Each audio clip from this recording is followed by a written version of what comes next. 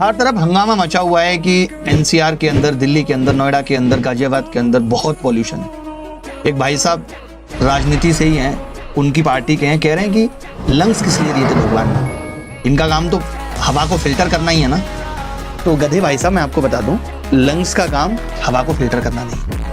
हल्का फुल्का अगर फिल्टर कुछ होता है तो वो ये नाक के बाल कर देते हैं, जिनके काटने की भी मशीनें मार्केट में खूब दौड़ रही हैं, और उसमें भी केवल PM10 रुक सकता है, 2.5 और 1 नहीं।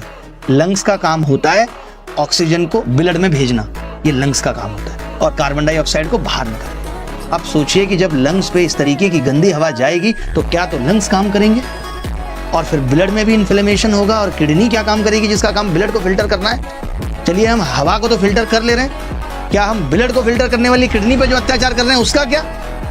तो भैया ऐसा है, सरकारों से निवेदन है कि कुछ चाइना वाइना से सीख लीजिए। ये जो आप नौटंकी कर रहे हैं कि ये वाली गाड़ी दिल्ली में नहीं जाएंगी, बारूद और रेत दिल्ली में नहीं आएगा, इससे प्रदूषण नहीं रुकने वाला। ये सिर्फ नौ और टंकी है, नथिंग एल्स।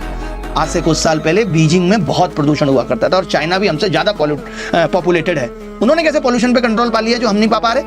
तो कोई टेक्नोलॉजी के लेके आएंगे भारत में कि नहीं।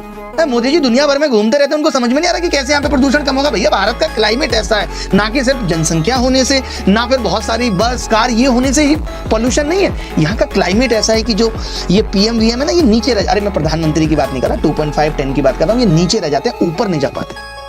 बाकी देशों में ऐसा नहीं, वहाँ का क्लाइमेट ऐसा है, तो हमें सोचना पड़ेगा। नहीं तो एक वक्त आएगा जब लोग दिल्ली छोड़ने लगेंगे, और सिर्फ दिल्ली में प्रदूषण ही रह जाएगा, लोग नहीं रहेंगे।